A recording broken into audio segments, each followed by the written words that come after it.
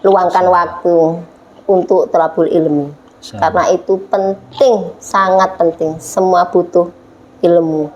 Kita kaya, kalau tidak berilmu, tidak bermanfaat. Apalagi kita tidak punya. Sekarang menjadi ustadzah, kepada yang terhormat ustadzah. Jadi saya tidak gila hormat, saya hanya kepingin yang menjadi bermanfaat. Jangan belajar dengan gadget, Google. Itu tidak ada yang mengarahkan. Nanti khawatirnya tambah menyesatkan. Orang muslimah itu wajib thalabul ilmi, wajib. Karena kita harus menjadi power woman. Masya Allah.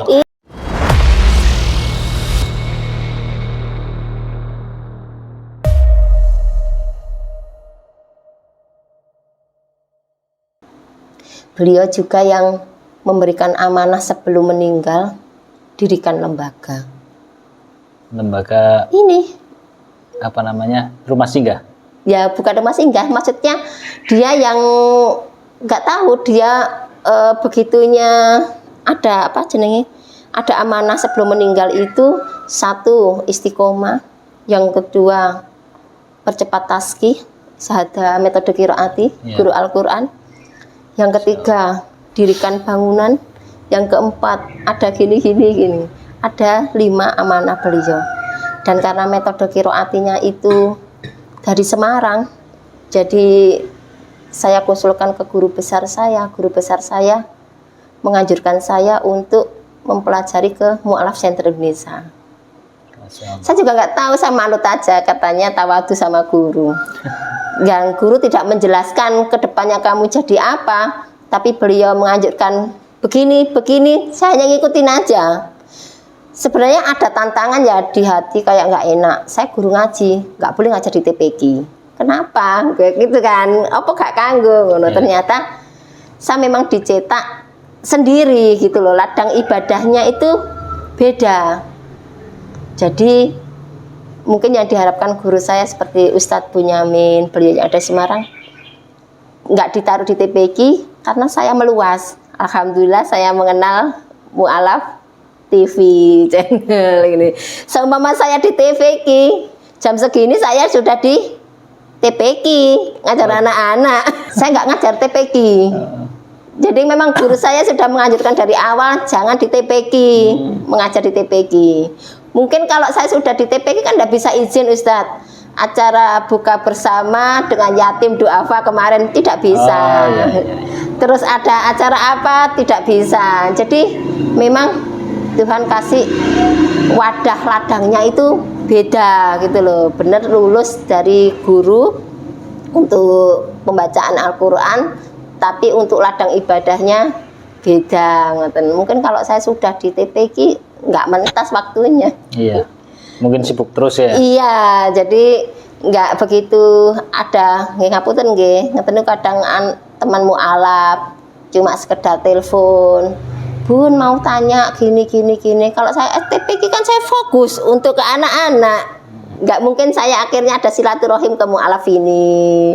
Terus ada mu'alaf yang nggak pernah ketemu, saya main gitu. Kan nggak ada. Terus nanti ada apa? Hanya kegiatan kecil aja. Nanti ke rumahnya ini, beliau punya hajat. Kan nggak bisa kalau saya sudah masuk ke TPQ. Dan guru saya yang ada di Semarang kok beliaunya menganjurkan ngurusi mu'alaf ae ngoten. Jadi ya saya manut mawon, nggak boleh di TPQ. Pertama agak kecewa sih. Ternyata itu yang diharapkan, saya lebih fokus untuk saudara-saudara. Manut, nurut sama guru, penak. Judulnya ngoten, manut, nurut, kepenak gitu nih. Ya pertama agak gimana gitu. Kan saya lulusnya nggak di Sidoarjo, saya lulusnya di Surabaya. Jadi sekolah saya ikut pembelajaran Al-Quran itu di Surabaya, Kepote. Saya sepedaan setiap hari, sepeda motoran hujan gitu. Saya kan KTP-nya masih Surabaya, masih sampai warga. Sekarang? Iya, warga Surabaya. Saya warga Tapi sekarang tinggal di sini ya, di Sidoarjo. Iya, karena ada ibu saya yang sepuh. Jadi ngeramut ibu saya. Nah, karena saya KTP Surabaya, akhirnya saya ikut pembinaan yang di Surabaya. Begitu lulus, ternyata di Sidoarjo enggak boleh. Ya ada rasa loh, oh enggak boleh. Ternyata itu tadi Tuhan sudah kasih tempat sendiri yang sesuai itu tadi. Nah, sesuai apa nggih? Sesuai napa keseimbangan saya sendiri gitu loh. Enake imbangin di endi ngoten lho. Ternyata kalau nggak gini nanti aku nggak kenal setter yang di Manyar. Nggak kenal yang di Deki, nggak bisa meluas. Mungkin kalau saya lulusnya dari Sidoarjo ngajar di TPG ya sudah di situ saja. Ya jadi ternyata apa yang kita angan-angankan itu belum tentu itu terwujud. Tapi apa yang jauh mimpi kita di sana kalau Allah menghendaki pasti tercapai. Ini alhamdulillah. Iya. Belum bersyukur sekali. Masya Allah. Kadang kan baik untuk menurut kita, belum tentu baik menurut Allah ya. Mungkin seperti itu pasti. Jadi baik menurut kita belum tentu baik menurut Allah. Nggak enak menurut kita, ternyata itu enak ke depan nantinya. Rasanya memang nggak enak, tapi ternyata ikhlaskan apa namanya hikmah. Nah, ada hikmahnya. Kayak minum jamu lah. Kayak minum jamu lah. Mungkin nggak enak pahit ya. Ya suka dukanya banyak sih. Mendirikan lembaga ini ya perlu saya bolak-balik ke Ustadz. Gimana Ustadz? Ustadz Agung. Masya Allah, luar biasa. Rumahnya belum dibangun ini, masih kecil, nggak apa-apa, bikin spanduk aja Bu. Pokoknya niku. Nanti kalau ada orang yang tanya gini, langsung tunjuk ke saya aja. Ini ada apa? Surat izin Ustadz, Ustadz izinnya. Ini bukan abal-abal gitu. Dulu kan masih banyak kejadian-kejadian yang aneh-aneh itu nggih Ustadz nggih, ngoten lho dados buka lembaga niku enggak syukur buka. Nanti khawatirnya dipikir ajaran apa ngoten dados kula nggih kali Ustadz niki pun enggak apa-apa ngoten. Yang penting sudah ada wadahnya, nanti kegiatannya sambil jalan terus alhamdulillah ada ngajinya, terus ada pandemi itu kita break sebentar. Nah, sekarang sudah insya Allah ini sudah mulai normal lagi, setiap Selasa ada ngaji tafsir. Di sini ya? Ini kebetulan yang mengisi ngaji tafsirnya karena besok itu beliau pembimbing haji, jadi beliaunya repot tadi libur ini pembimbing haji. Kan ini haji sudah mulai buka lagi ya. Tahun ini sudah buka ya? Perjalanan menjadi seorang muslim, apa sih ujian terberat Ibu? Ujiannya menurut Ibu paling berat sepanjang menjadi seorang muslim?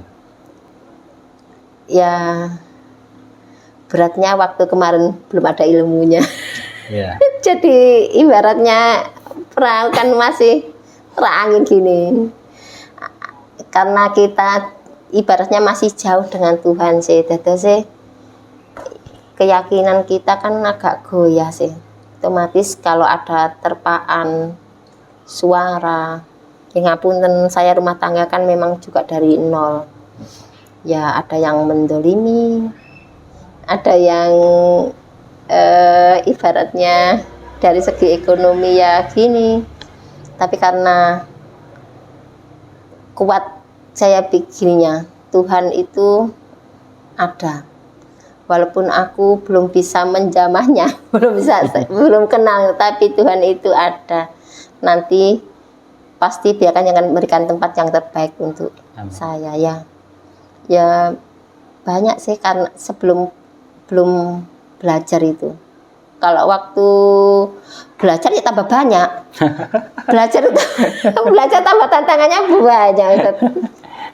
Iya. Ya kalau dikupas ya banyak. Justru belajar itu yang banyak. Betul. Kadang ya ngapunten untuk bayar bisyarahnya aja gak ada. Tapi kita harus maju apa enggak, itu salah satunya. Terus yang luar biasa itu keluarga. Keluarga. Begitu kita dekat dengan Tuhan, biasanya itu yang diuji orang sekeliling kita. Betul, betul.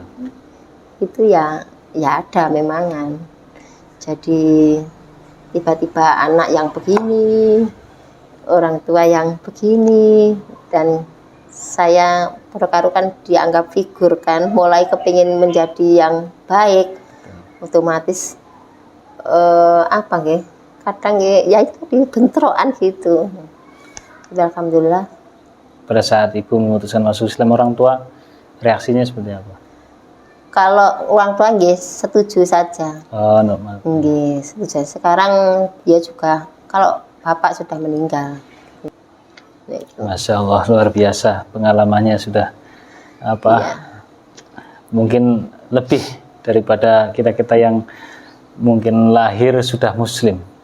Masya Allah, ibu luar biasa, seorang mualaf yang di pertengahan umur akhirnya memutuskan masuk Islam dan menekuni pengajian-pengajian dan mempelajari ilmu Al-Quran, khususnya makhorijul huruf sampai ke tajwid-tajwidnya ya. Masya Allah. Ya masih belajar. Kan Mas terus belajar kan sampai ke liang lahat. Betul. Jadi ya belajar, masih tetap belajar karena semakin kita ke depan, semakin tambah usia, ternyata itu semakin banyak juga problematika di situ. Ya iya, tambah tinggi saya, Tuhan kasih derajat tambah tinggi, ternyata tambah tinggi pula juga godaannya. Betul. Jadi saya juga mohon doanya moga-moga bisa tetap istiqomah, menjadi muslimah yang lebih baik lagi. Amin. Dan ada harapan-harapan saya nggih. Salah satunya harapan kita semua, moga-moga Allah panggil saya dalam keadaan saya dekat dengan Tuhan gitu. Husnul khotimah gitu. Niku yang aku kepingin kan. Saya mohon doanya, saya diberikan rezeki banyak. Saya kepingin memperbesar lembaga ini. Amin. Saya pengen berbagi lebih banyak lagi. Amin. Kemarin ke saudara mualaf, sekarang bisa tambah ke anak yatim, ke duafa. Walaupun bukan dari harta saya menjembatani saja, mengkoordinir. Ya, alhamdulillah. Berarti tangan, kaki, katanya kalau meninggal nanti ditanya man robuka. Nggak bisa bahasa Arab, nanti tangannya yang menjawab, katanya begitu. Kalau tangan ini Allah berikan amanah untuk kebaikan, mungkin nanti yang menjawab di sananya. Mungkin lisan saya ini yang bisa memberikan motivasi ke saudara-saudara, bisa bermanfaat. Moga-moga itu menjadikan amal saya, kita nggak mulu-mulu Pak. Saya hanya kepingin di akhir usia saya lebih bermanfaat lagi. Saya ditanya sama guru saya, kenapa kamu mau belajar? Ya saya bilang, saya kepingin menjadi muslimah yang bermanfaat. Ngapunten, saya tidak gila hormat. Saya bilang gitu kan, bukan karena saya dipengin sekarang menjadi ustadzah, kepada yang terhormat ustadzah gitu. Jadi saya tidak gila hormat, saya hanya kepingin yang menjadi bermanfaat. Betul, jadi nanti ya memang manusiawi sih gitu kan, nanti akhirnya kan dapat surat, dapat amplop. Itu kan memang rezekinya. Tapi ngapunten, saya ndak begitu ke itu. Nanti saya pikir gini, saya ndak mungkin melarat karena saya ikut berjuang di jalan Tuhan. Nggak mungkin saya miskin. Tapi ya memang mesti ada kendala-kendala pasti. Tapi insya Allah banyak saudara kok. Banyak yang itu membantu, memberikan saran dan solusi banyak kok. Insya Allah moga-moga kuat. Amin. Amalan dari guru saya, setiap hari harus tadarus. Kalau guru Al-Quran iya. minim itu dianjurkan 5 juz. Dan itu sholat malam. Jadi saya tidak ada khusus untuk hafalan. Tapi saya memang membaca Al-Quran. Jadi itu yang kesinambungan ilmunya. Jadi untuk guru qiraati itu wajib tadarus. Kalau tidak tadarus kelihatan. Ya enggak tahu nanti apanya, auranya atau apanya. Sama sholat malam. Betul. Itu kuncinya 2, sholat lail dan tadarus. Jadi kalau tadarus insya Allah nanti ada hafalannya sendiri. Iya. Jadi ada hafal sendiri. Jadi bukan surah pendek ya insya Allah hafal, tapi ya itu tadi kalau lebih baik ke tadarusnya, semua surahnya kan dibaca. Jadi diwajibkan 1 bulan itu 1 khotam, kalau bisa harus 2-3 khotam. Masya Allah. Guru qiraati harus tadarus. Karena untuk mengasah terus kan, semakin banyak terus, semakin fasih juga. Ya kan? Tapi ya keilmuannya nggak tahu juga. Sama sholat malam. Kalau tidak sholat malam kelihatan. Iya. Ya nggak tahu guru saya lihatnya dari mana, nggak tahu. Jadi kelihatan. Kalau memang benar-benar itu amalannya dari almarhum Kiai Haji Dahlan Sakarsi dan Ustadz Bunyamin yang sekarang penerusnya, yang ada di kalender itu. Nah itu beliau menyarankan semua guru qiraati wajib tadarus dan sholat malam. Kalau itu tidak dilaksanakan, nanti kelihatan. Iya. Ya itu salah satu keilmuannya, saya juga nggak tahu. Apalagi saya, Bu.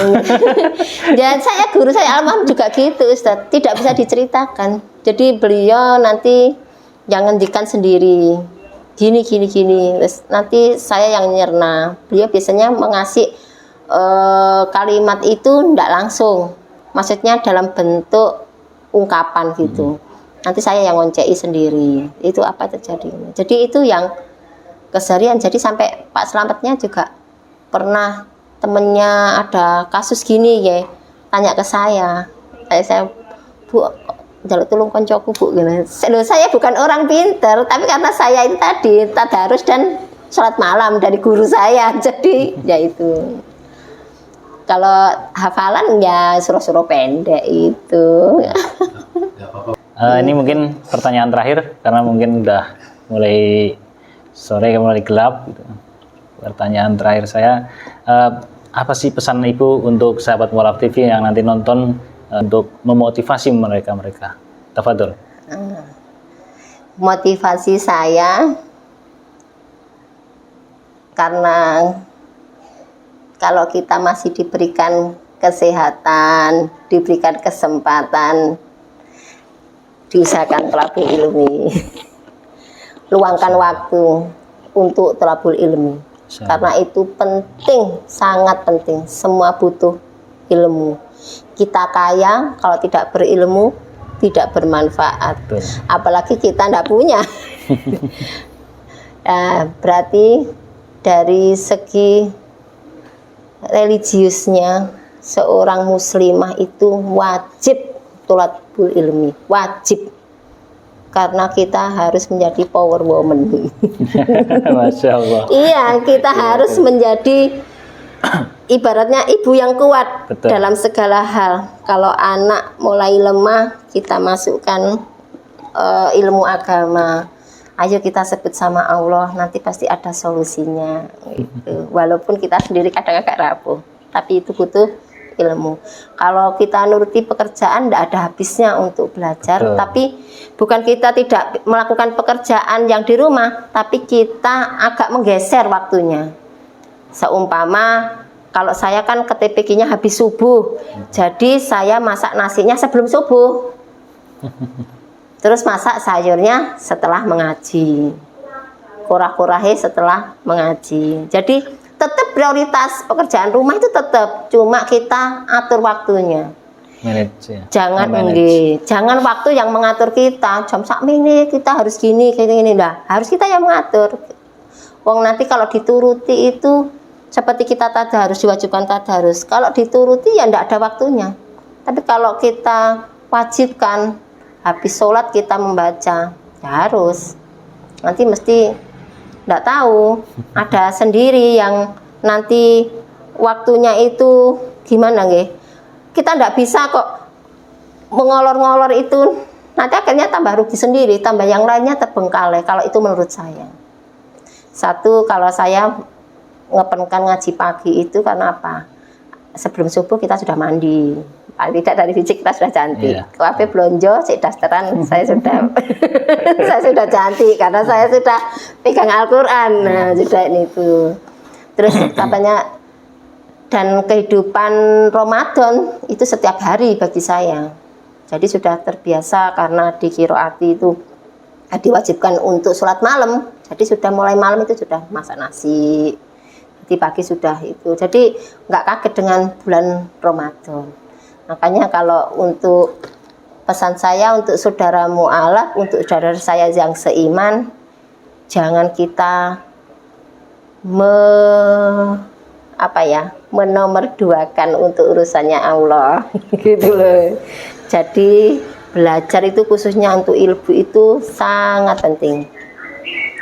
Nanti kalau kita punya ilmunya ditambah sabar sama Allah, umpama diketak bojo, akhirnya kan astagfirullahaladzim Pak.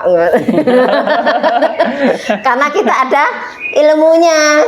Dan karena kalau kita, ini saran dari guru saya yang ada di Sedati, namanya Abah Abdullah. Beliau mesti menganjurkan saya, jangan jauh-jauh lebih dari 40 hari bertemu dengan orang. Contohnya kayak Pak Yai, Pak Ustadz. Jangan lebih dari 40 hari. Kita cedak ambek orang yang tadi, ngapunten nggih, yang dipilih sama Allah, katakanlah Pak Yai, walaupun kita silaturahmi sebentar sama beliau, bercanda sebentar, nanti auranya beliau baik itu ke kita. Makanya saran saya untuk keluarga kita semuanya jangan lebih dari 40 hari tidak bertemu dengan beliau-beliau. Ya. Termasuk ya istri, jenengan. Jadi diusahakan ketemu orang begitu. Jangan lebih sampai 40 hari. Kenapa? Nanti ada aura negatifnya yang masuk. Bukan enggak harus belajar sama beliaunya, enggak. Pokoknya jangan sampai jauh. Apalagi itu aja saran sama guru enggak boleh jauh, apalagi jauh dengan Allah. Makanya yang utama adalah ngepeno untuk belajar. Jangan belajar dengan gadget, Google. Itu tidak ada yang mengarahkan. Nanti khawatirnya tambah menyesatkan. Tidak boleh begini, tidak boleh begitu. Padahal nanti di situ hadisnya beda-beda. Kalau sama guru kan ada penjelasannya. Oh ini enggak seumpama, ini tidak boleh begini. Hadisnya ini, tidak boleh ini. Tapi kalau Google kan paten, tidak ada yang ngarah no. Nanti paten tambah menyesatkan. Jadi saran saya luangkan waktu, prioritaskan untuk belajar, karena belajar itu ilmunya nggak kelihatan, tapi manfaatnya yang luar biasa. Itu semuanya, nggak mu'alaf saja. Itu nanti kalau mau belajar itu insya Allah ditambahi cantiknya, ditambahi cantik fisik dan non fisiknya. Enggak, insya Allah. Ya saya nggak cantik sih, cuma nanti apa ya, orang menjadi seneng karena ada ilmunya dari Allah tadi. Terus bisa menyelesaikan masalah rumah tangga, insya Allah kalau ada ilmunya kita bisa lari minta solusi kepada orang yang memang bisa itu, nggak lari ke apa namanya dukun. Nah gitu, karena ada ilmunya. Yang ketiga menjadi contoh sama keluarga, insya Allah kalau ada ilmunya agama menjadi contoh yang baik, bisa bermanfaat. Itu aja, mumpung kita masih sehat. Nah itu kalau saya sarankan tetap itu apa, cari ilmu yang sebanyak-banyaknya.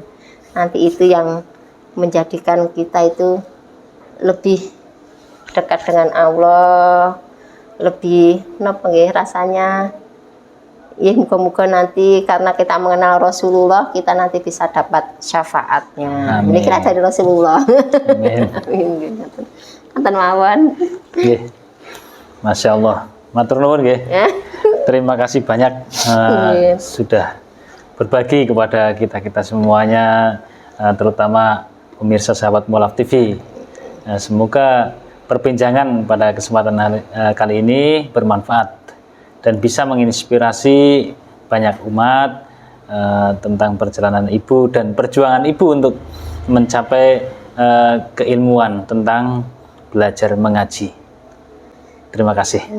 Saya mohon maaf yang sebesar-besarnya mungkin dari kata-kata saya yang kurang berkenan dan ada sedikit yang mungkin tidak mengenakan hati saya pribadi, mohon maaf. Dan saya terima kasih atas acara ini, moga-moga menjadikan acara yang barokah. Amin ya. Diridhoi oleh Allah. Amin. Yang menjadikan hajat saya, hajat jenengan, hajat Mualaf TV, Deki, Mualaf Center semuanya. Amin, amin. Saudara seiman, moga-moga hajat kita dikabulkan oleh Allah SWT. Amin, amin ya Allah. Baik, demikianlah perbincangan kali ini dan luar biasa. Beliau seorang guru ngaji, walaupun dulunya beliau ini sempat bimbang, bahkan sampai punya pikiran ingin balik lagi seperti itu. Dan sekarang Masya Allah perkembangannya luar biasa. Rahasianya cuma satu, thalabul ilmi. Masya Allah. Jadi semangat untuk belajar menimba ilmu itu penting. Utlubul ilmi walau bisin. Ya, karena huruf pertama alif itu sifatnya perintah. Carilah ilmu walau ke negeri Cina. Seperti itu. Dan semoga banyak hikmah, manfaat dan bisa meningkatkan iman Islam kita dan penyemangat untuk terus belajar. Dan barangkali saya pribadi ada salah-salah kata, mohon maaf yang sebesar-besarnya karena saya sebagai manusia biasa banyak hilaf dan kesalahan, dan apabila ada benarnya itu semata-mata datangnya dari Allah Subhanahu wa taala. Akhiru kalam wabillahi taufiq wal hidayah. Wassalamualaikum warahmatullahi wabarakatuh. Terima kasih Bu. Sehat selalu, panjang umur, amin. Nanti banyak ilmu yang bermanfaat lagi untuk saya dan untuk semuanya. Insya Allah, Terima kasih. amin. Yes.